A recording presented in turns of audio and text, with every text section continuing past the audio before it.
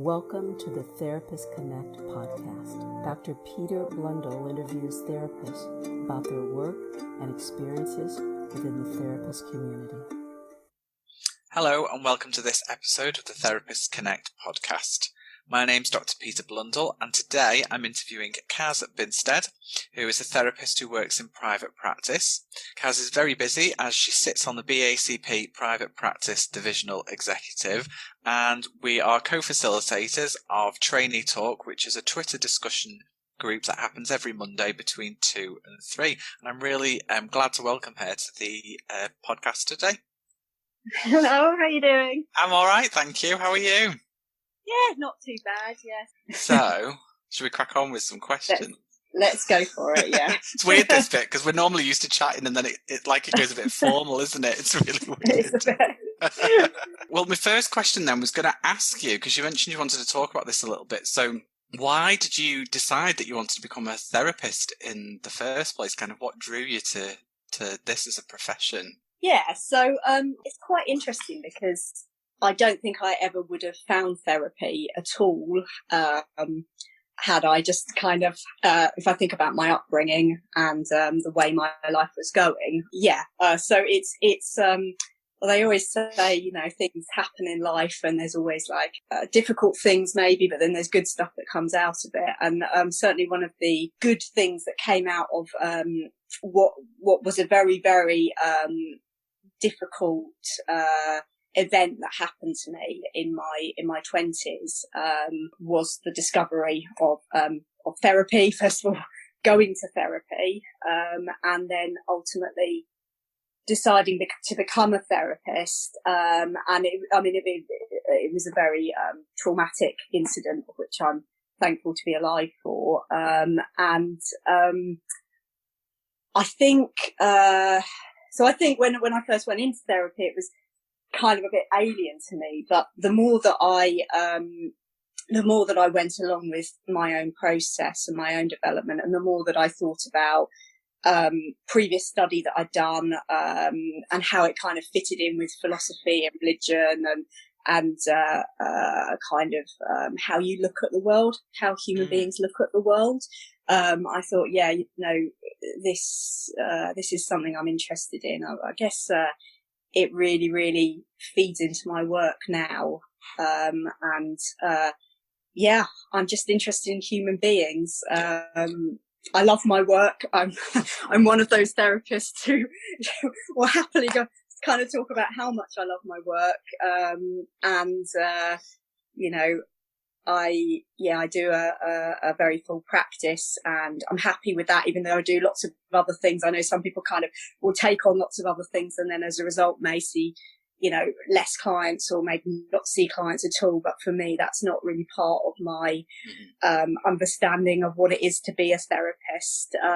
So I take a lot from my own understanding of life, my own experiences of life, and kind of I guess it's always there with me in my room, and part of you. Yeah. Part of me. Yeah. So how long ago was it that you qualified then, and what was the training that what were you trained in originally? So originally I trained in it was officially a humanistic integrative course, but we actually did psychodynamic as well, looked at object relations, stuff like that, so it felt a bit more like it was just an integrative course. And then after that, I've kind of gone on and done further training. I've done my supervision training as well. And yeah, so I still feel like I am very much an integrative practitioner, which I was actually talking to a friend the other week, and we were saying, I was quite relieved when I went to Mick Cooper's recent workshop on pluralism. I was quite relieved to see that there were other integrative therapists out there, because all you hear about these days is pluralism, and I think that's like the new kind of integrative. And I suppose there's questions about what are the similarities, what are the differences, all of that. But interestingly, they started the seminar with the question, "What modality are you?" And they had all the modalities, and integrative wasn't on there. Mm-hmm. And so they said, if yours isn't on there, write it in the comment box. So I was like, that's a bit odd. So I kind of wrote it in the comment box, and loads of other people had written it. And then it was just interesting through the day, kind of interacting more with people who were trained in the modality that I was trained in, and that I still, I mean, I do work quite existentially, but I would still classify myself as, integrative. Fantastic. And you mentioned there about kind of training over the years. Kind of how do you think kind of training in CPD has evolved over the years? Because there's a lot of online stuff. Well, just in the past few months, there's been a lot of online stuff, hasn't there? Yeah. I mean, it's just completely different, and I think this is a really good thing. What's come out. I mean, online events, all power to them, because they've been so generous, I think, with what they've offered over the lockdown. And one of the issues I think about CPDs is the money. And maybe we might talk a little bit about money more in this conversation in the profession. But, I think it's really difficult for people to sometimes do all the extra training that they want to, and that obviously we know is very important as therapists, because it can be quite a costly business. And I know that the membership bodies over the years have kind of changed their understanding of what CPD is, so that it includes things like reading and multitude of activities actually. But I think there's a lot of change, and I think it will probably continue to change. I mean, I suppose in terms of longer term training, there's been a lot of change in that as well that I've seen over the years since I've been qualified. And I think it's a minefield. I think it's really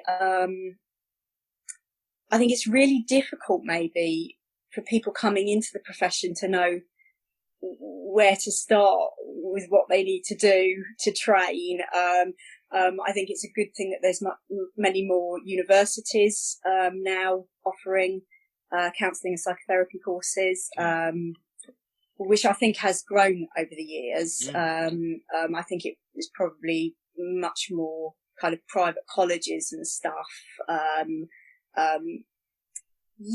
But nothing's the same. Yeah. So I think it can be very confusing for people potentially. I mean, if you find the right course, it's great. Or if you do training and then you think I want to do more training or whatever, and you have the means to do that, brilliant. But I know that that's not always accessible to everyone. It's difficult, isn't it, as well, when you're starting out early on, and particularly if you don't have an appreciation of the different approaches to counselling and therapy, it can be quite confusing trying to understand or figure out where to start, really.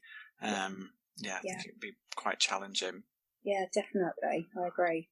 If someone is listening to this and they were thinking about kind of starting out in the profession and starting their training, is there any advice that you would give to somebody?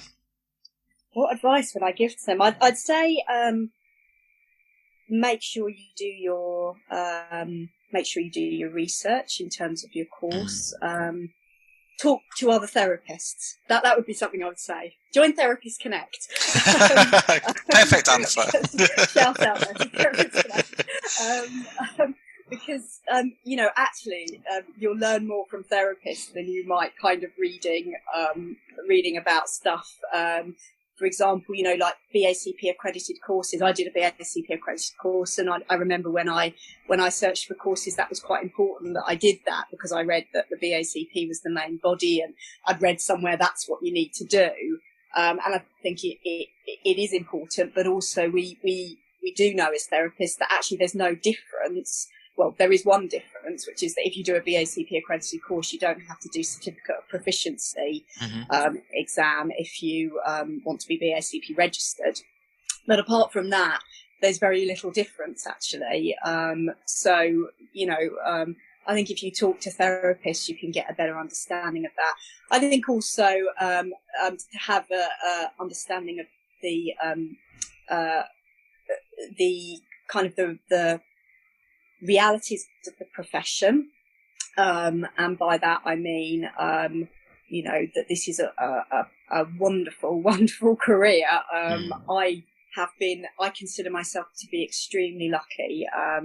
I've worked since I qualified, basically. I never planned to go into private practice, but there wasn't really any jobs, so I did, and I'm one of the lucky ones. I've kind of got a full practice, and it's been like that since I qualified. So, but I know through a lot of friends and colleagues and things that there is obviously a big difficulty with jobs in the profession, and for sure there's nothing more frustrating than training, spending lots of hours and stuff to train in something that you may love, and then not actually be able to do it when you qualify. So I think making sure that people know about the realities of the profession at the moment, or hopefully, things are going to move on, fingers crossed. But, and then the other thing I would say is, therapy is, this is a cliche, but it's a journey. It is. It's not like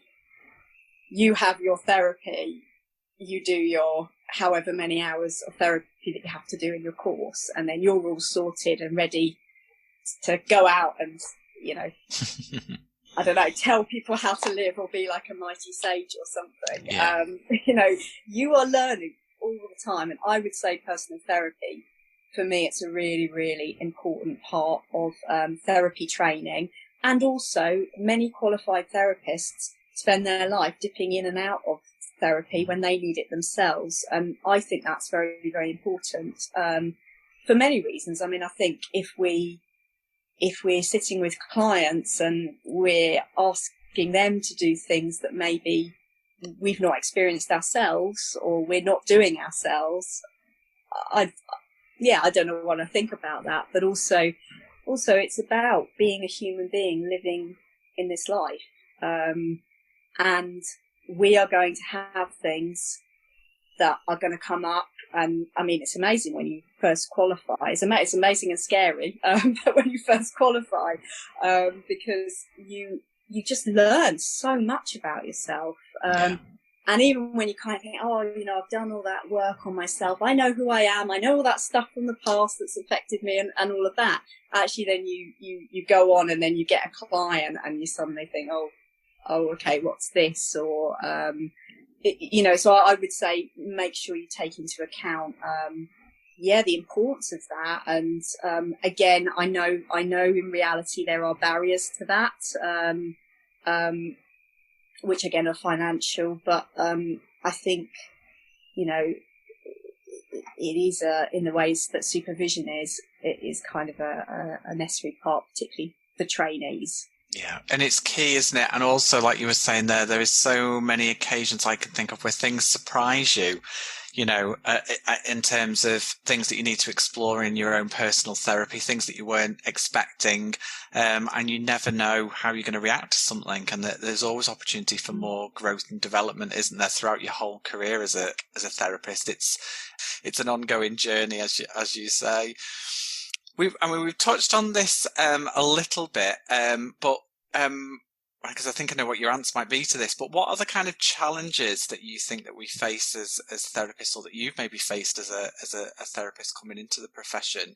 What are the kind of big challenges you think that we've got on our hands at the moment? I mean, I suppose it does touch a little bit on some of the things that I've said on the previous question there.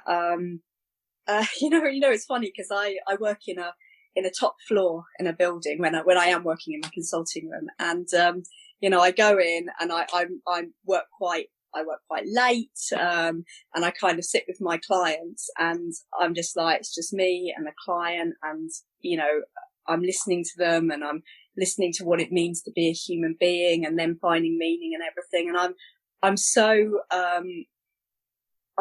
like satisfied with my work, and I kind of, and obviously, all kinds of feelings from client work, but, you know, on the whole, I'm feeling like, yeah, you know, I'm so happy that I'm here, in this place. But, then I kind of come out of my consulting room and go on Twitter or you know, like, you know, read terrible stories about people who have got no money, who are kind of, you know, living on the breadline, going to food banks, stuff like that. These are my contemporaries, people who are qualified, and it makes me feel really sad.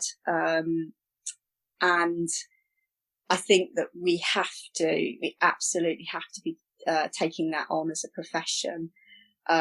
We can't continue to just ignore it. And I know there are many people, and obviously, the Counsellors Together group have been a big part of this, raising awareness, actually, I think, over the past couple of years in particular.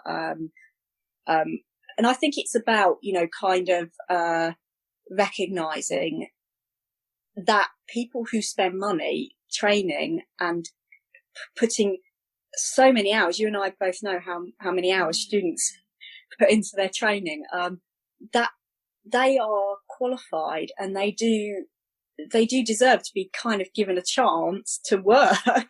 Not, you know, I know some people say, oh, you know, you're not entitled to a job. Well, no one's entitled to a job. But actually, if you do kind of train in a profession, you do expect that there's a chance that you can get a job. And I think that there's all kinds of, we won't even have time today to talk about all the kind of systemic and problems within the profession that leads to this. But we know obviously there are agencies who use free counsellors, and some of those agencies are, you know, behaving in a very ethical way and maybe are helping trainees and things like that. And maybe other companies are making a lot of money off people who are working for free. And, you know, and I think, I mean, I've never actually become accredited myself as a silent protest. I thought I was like the only one in the whole profession who didn't agree with accreditation for many years. And then I met Maria, and she was kind of like, oh, this is my group. And I was like, oh, I'm not the only one. Because I do think, I mean, if you want to do accreditation, that's great. And I mean, I could, I guess, be kind of senior accredited now if I wanted to be, but I choose not to be because, around the time, you know, in the progression of my career, the register has come out, which obviously wasn't there before. Accreditation was needed before the register was there, but the register is there now. And I am a big supporter of the register. So for me, you know, actually, I think sometimes we have to take a stand on some things, and I think that, you know, people who qualify and are registered, yes, they've still got a lot of development, as we've just talked about, and they can get support on that through their supervisors. The supervisors are there from hopefully membership bodies as well, in certain areas, like private practice, which is obviously what I've been interested in. So I think that's a big issue. I think the other issue, is, just on a nationwide, level, in terms of our provision and, you know, provision of counselling and psychotherapy to members of the public. I quite often find myself tweeting, "We are here," you know, because it's almost like we've just kind of ignored, and I know that some of that comes back to, you know, some of those difficulties within the profession, and this is why it's really important that discussions are going on and that discussions continue to go on, because, you know, it's no good at the moment. The way I see it is, in some ways our profession isn't working for therapists. And in some ways, our profession isn't working for clients. And that's no good, really. You know, that's a good sign that actually something needs to evolve and that, change, exactly. And that we need to be having those discussions to enable that change. Because, I mean, it's great. I live in South West London, and people can come and see me, and my practice is constantly full. there's a lot of people seeking therapy in some parts of England, and those, I mean, I live in a place where people can afford to pay private therapy.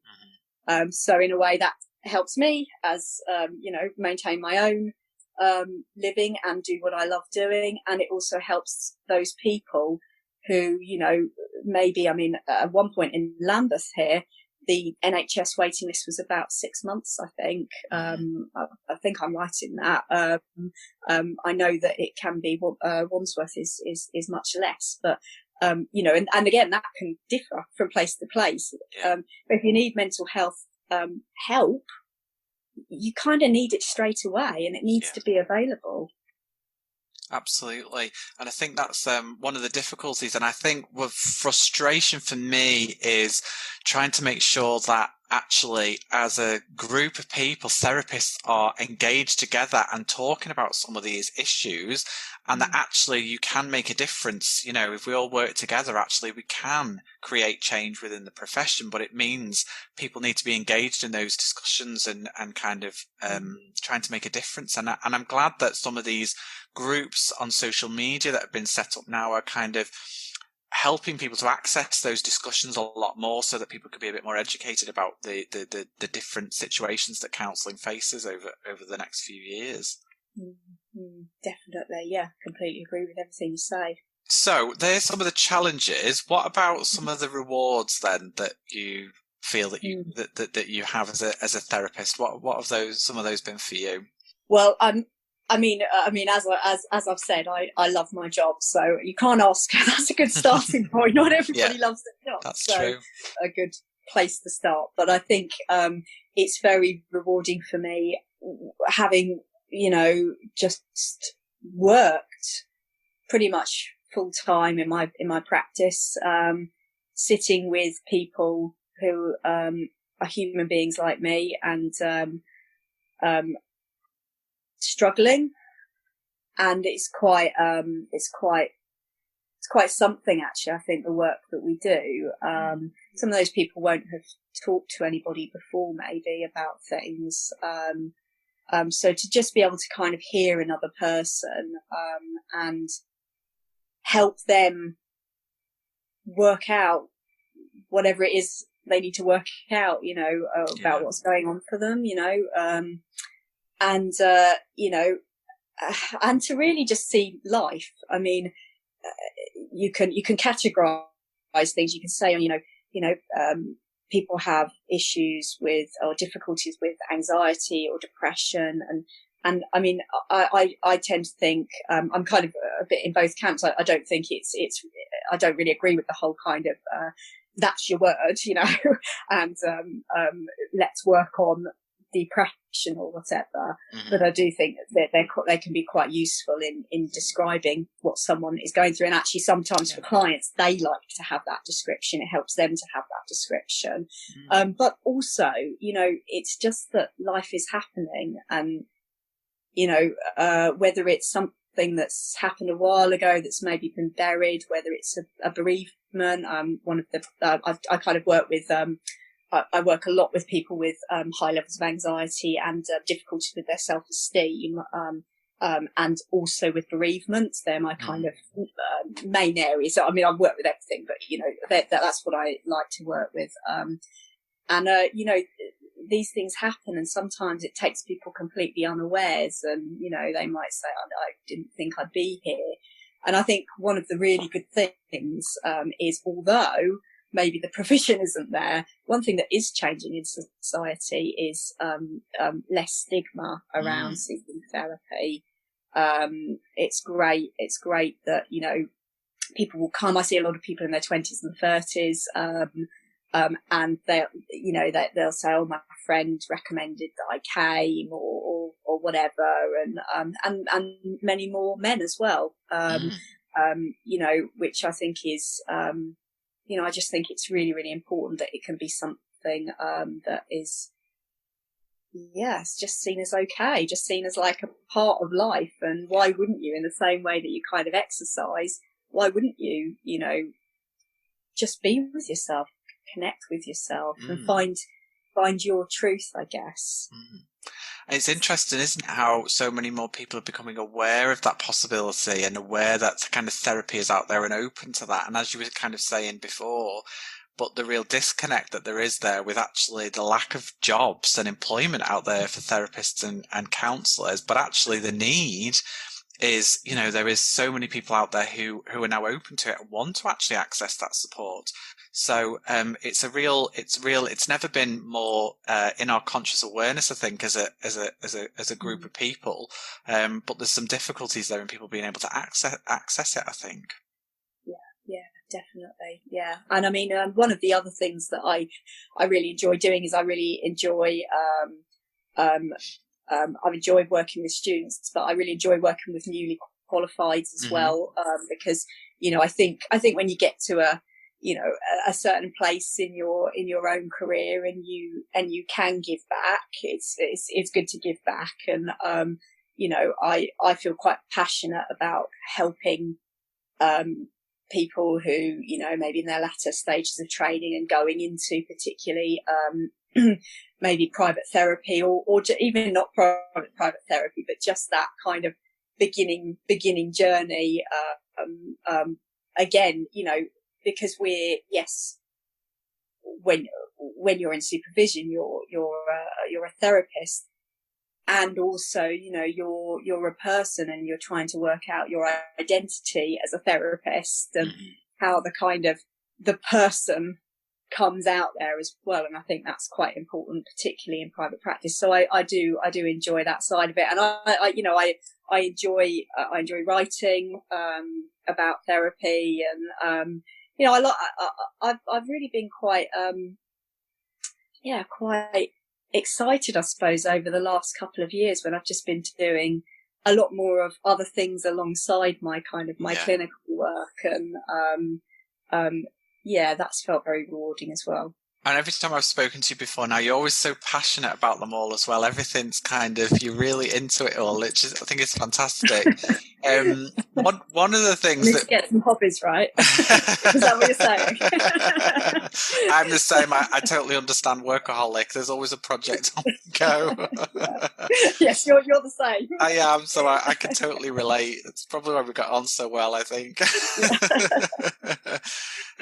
Talking about students, one of the things, and this was completely your idea, even though we're doing it together now, but you contacted me with the suggestion of setting something up on Twitter for students, which we eventually decided on the name or the hashtag trainee talk.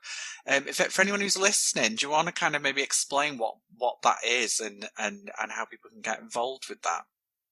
Yes, definitely. Yeah. So, we've been running for, I don't know, we've been running for 3 months, 2 months, three months, I think. Yeah. Basically it's a discussion for trainees. And we run it on Mondays, between 2 and 3. And Peter and I, generally are the facilitators. And what we'll do is we'll kind of take a subject, or an area of interest within, counselling and psychotherapy, probably very similar to things that people might, already be thinking about in their training. But it's basically a space outside of the training room to meet other students from other courses, and to just have a kind of a discussion, an open discussion. Obviously, we don't talk about clinical material, but to be able to kind of, just in a very non-pressurized way, think about some questions around the subject. So depending on who's leading, Peter and I will lead on alternate weeks. We will set, maybe 5 or 6 questions for people to kind of start off with, but we also very happy for people to kind of put their own questions or ask us anything, or, converse with the other students. We tend to find that sometimes, we talk about this though, that sometimes the hour is a bit crazy. It's like super fast. And, what we do, this is part of, Peter's, Therapist Connect, group as well. So we tend to, retweet the responses with the hashtags Trainee Talk and Therapist Connect, which then enables anyone who can't join us for the hour to pick things up later by just putting those in the search engine. So we're kind of retweeting and then trying to answer people and making sure we haven't missed anyone. And it kind of often goes from being quite quiet and we're thinking, oh, is anyone turning up today? To suddenly everybody turning up and it becoming very, very fast paced. So, I like to think that I'm improving my typing skills. I don't know whether that's actually correct or not. I'm definitely great at retweeting. I mean, I count myself a pro at that now because I'm so used to kind of doing it now. But I do find when the discussions are happening, actually, because it's only an hour, retweeting and answering questions and typing responses, it's so fast paced. You've got to be very kind of quick in your mind and your typing to kind of make sure you're covering everything and answering the questions properly as well. So it is a bit of a blur for about 55 minutes, I think, of that hour. That's right. I think both of us go out for a walk after, don't we? So, but then we're really happy, and I think this has just happened very organically.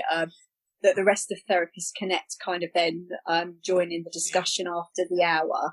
And what Peter and I will do is generally, step back. We will just have the hour where we kind of comment on things. But we will continue to then retweet people who join in. And it's been really nice, hasn't it? Some of the feedback we've had from students, and not necessarily people can't come necessarily every week, which is fine, but you can engage with it as much or as little as you want. And there's some students that maybe just observe the discussions and get a lot from that, whereas there's other people who actually get actively involved. And I think some of the specialist kind of facilitators we've had over the past few weeks have been good as well, where we looked at specific topics where you wouldn't necessarily get that opportunity on your course to ask those people, specific questions. So I think it's been successful so far as far as I'm concerned. Yeah, it's really felt like it. I mean, it's been a very interesting initiative, I think. And, we didn't know how it was going to be. There was every chance that it might have just been a non-starter. So it's been great that it's been useful for people. And I think, definitely mentioning the specialist sessions. We've had a couple so far, and the most recent one being Susan Cousins, who spoke on kind of racism and prejudice and microaggressions, and that's so interesting. And actually, that went on literally all week. The discussion still Sunday night, we were still getting responses. I'm not sure when this podcast is coming out, but the next one is actually going to be me. You obviously did yours on boundaries before, so I'm going to be talking a little bit about students who are thinking of going into private practice. And then we're going to have, for our final one, probably, before we break for the summer, because we're going to kind of do the same as everyone will be doing in their training. Our final one will be with Dr. Deborah Lee and Janine Connor, who are both writers, both have books coming out or around now, and editors as well of journals and magazines in our profession. So that's going to be a really useful one and really interesting, I think, for people who are interested in writing and therapy. It is, and I think it's going to be a bit of a unique opportunity, actually, to be able to ask some people with experience within writing within the therapy community some advice and tips around getting things published, kind of how you can develop your writing skills and stuff like that. So I think you're right. I think that's going to be a very interesting one for students, really. I'm looking forward to it. You briefly mentioned there about kind of supporting, you're going to do your specialist session on students setting up in private practice, but you sit on the BACP private practice division, don't you, on the executive there. Can you just tell us a little bit about that work, because there's been some exciting stuff going on with that recently, hasn't there? Yes, there has. Yes. So it's been a really exciting time.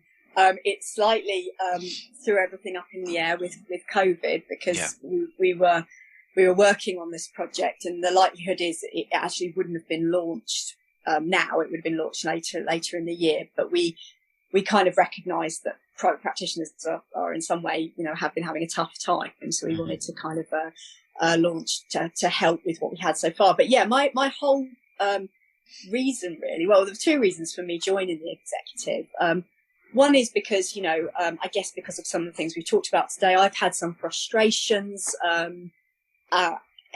as a therapist, and I'm wondering about, where do I sit in terms of membership bodies and stuff like that. And the way I see things is you either kind of walk away from something and think, right, okay, I'm just going to go somewhere else, or you get involved and you try and change things. And for me, the BACP does a lot of very good work. And I think that's really important to say. Yeah. There are some things, and obviously they are part of the culture and what it, the things that we've talked about to do with the profession, and you can't ignore that.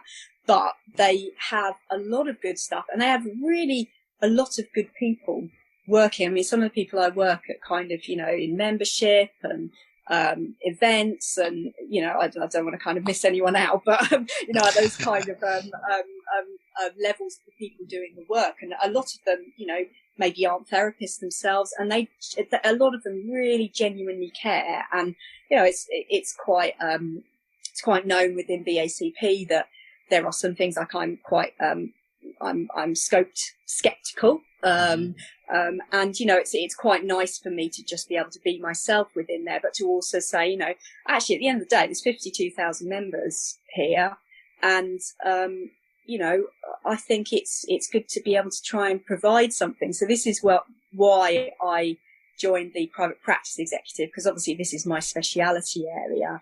And I had an idea joining, which was that I wanted to deliver something like this. Interestingly, kind of about 6 months later, when I was trying to get it going with the division, we then found out that within BACP's own strategy, whatever they call it, program meeting, the big thing that they have, they had also identified, membership had also identified this as a potential thing. So effectively we kind of had the same idea at the same time, which was really, really useful. And we spent a bit of time working out how can the division work with membership on this, how is that going to look, how do we serve both our divisional members, but also make sure that we can get as much free material as we can to the membership as a whole, and to all those registered therapists who want to be able to do private practice. And I think tell me if you disagree with this, but one thing I feel is that because students frankly have enough on their plates, but there's so much to cover in courses that there can sometimes be a little bit of a lack of talking about private practice in some courses. I'd completely agree with that. And I think, whatever stage of your career that you're at, you need the right up-to-date advice and guidance if you're deciding to set up in private practice. And I think just looking through some of the resources that I've seen that you've kind of put together, I think it's fantastic actually, because it's a lot of things all in one place that people can kind of access when setting up, or even if you're in private practice, that I think would be really helpful to members actually. Yeah, definitely. Because I think the question is, does this lie with training institutes, or does it lie with, somebody after once people are qualified? And actually, I think probably both is true. But, actually, if people can qualify and are supported in the right way, and I think this is very much the way we approach this project, is not telling you what to do. Yeah. Yes, there are things. If someone says to me, should I have a contract? I'd say, you know what?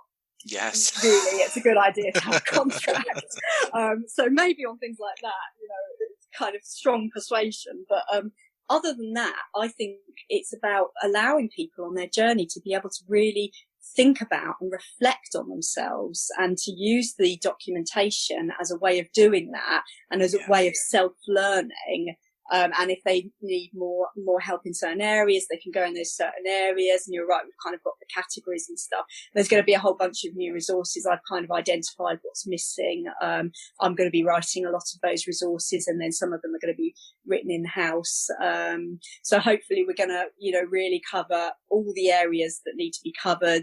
And we're going to be taking feedback. I'm going to be running some small groups to make sure that we're kind of along the right lines, because we know that people need this. I mean, many years ago, I used to run a course called New to Private Practice. It was always sold out. It was always really successful because people were desperate for it. Of course, these days there's absolutely loads of these courses running. So we know that it's something that can be of value to people, and I do think that it's important that people feel supported by their membership body, because it is very much also linked into the lack of jobs, because people may be going into private practice who wouldn't have necessarily considered it. So it's important that we all work together on that. Well, I saw a statistic the other day that BACP tweeted that 30,000 of the members are in private practice, or acknowledge that they're in private practice, which is obviously over half of the membership, which is a significant amount of people. So I think I think they need to provide some kind of resources, really, because there's absolute need out there. And I think you're right in what you're talking about there, in terms of even with education providers, you can give some guidance and some answers to some specific questions, but actually it's about practitioners kind of understanding and reflecting on how they want their private practice to be, what they want from it, and their approach and things like that. So it's more a reflective process, but there are certain things that do have to be in place when you kind of set up in private practice, like the minimum requirements, if you like. But I think it's great, and I think there's so many of those resources that are free, aren't they, for BACP members now? They can go on and they can access those.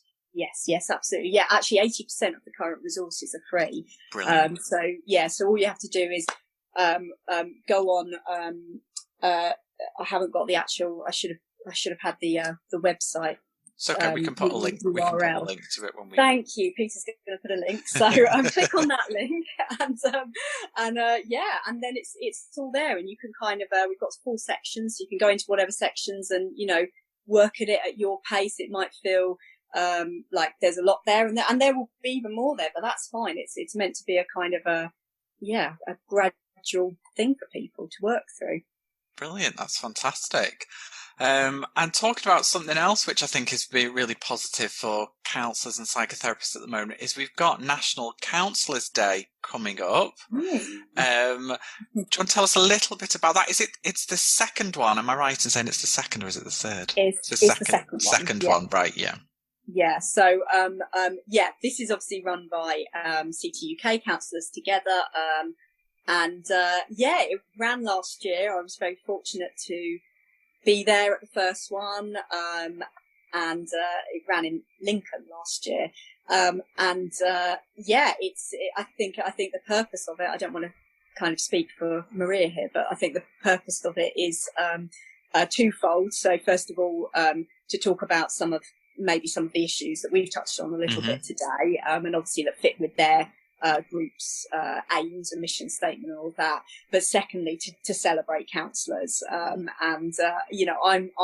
really happy to be involved this year. So I'm going to be acting as we're calling me a compere. A compere, yeah. Got like a kind of another string to your bow. Yes, exactly. So it's going to be online again. Thank you to John and Sandra for taking it all online.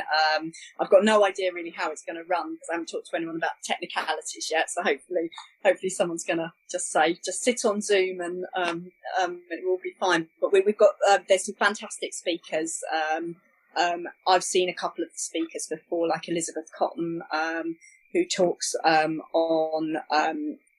some of the stuff about the profession, and she talks a lot on IAPT, and about kind of unpaid work or difficulties for therapists. She's an absolutely brilliant speaker. I feel like because I mean there's some of them that I haven't seen, but Jo Watson I have seen before as well, and obviously she does all her kind of drop the disorder stuff, and then there's some people I haven't seen. So, but it looks like it's going to be a really, really good day. And for me, this is exactly what's needed. We need to celebrate ourselves. We really do, because every other profession will be, celebrating themselves. Yeah. And why can't we? I think, yes, we do incredibly serious work. And, it's not about blowing our own trumpets or whatever, but, about helping people or whatever that might be. But there is something about, actually this work is important work. It's incredibly important work. It's life-saving in all aspects of the word. And, we need to, I think as therapists, celebrate that and celebrate ourselves and kind of, also, I think there's something about if we can't see ourselves and validate ourselves and say, this is what we do and this is why we're here, how can we expect anyone on a nationwide level to us?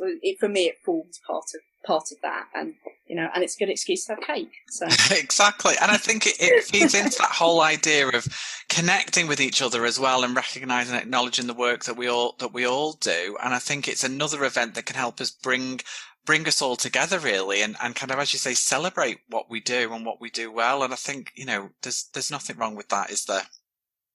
Absolutely not. No. So you're going to be there? I am. I'm definitely going to be there. I will be there with my piece of cake.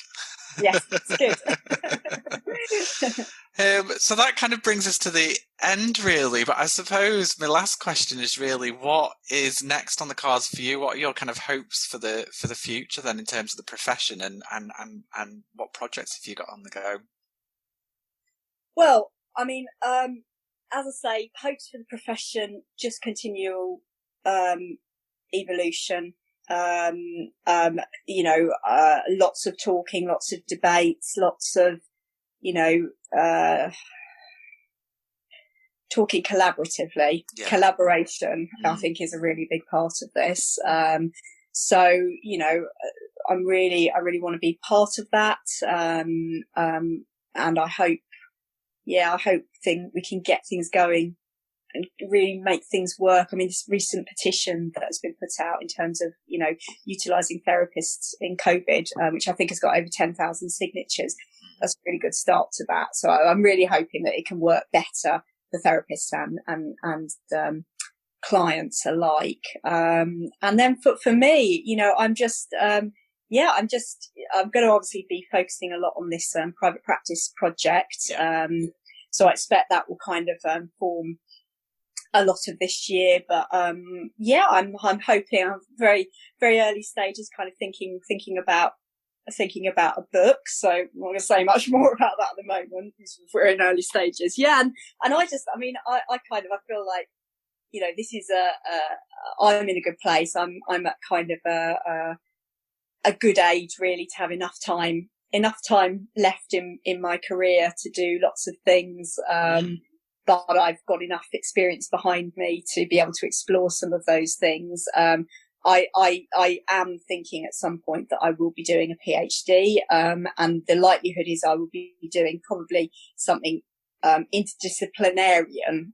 So which kind of is important for me as well, because I feel like in my journey as a therapist, I was working in a very, very different industry beforehand, a creative industry, and for me, there's something about me being very, very integrated, and there's things that I would like to look back at and bring into my life now and what I do now. So lots of exciting things, hopefully, and no pressure.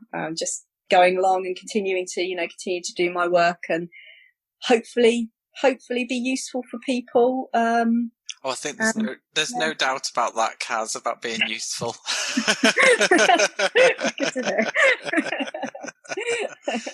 Sounds very exciting. I wish you the best of luck for the future. I'm saying that as if we're not going to see each other there. Yeah. But I'll be seeing you next week. But yes, I'll speak to you tomorrow. Yeah. All right. Thank you. Thanks a lot, Peter. Thank you very much. Thank you.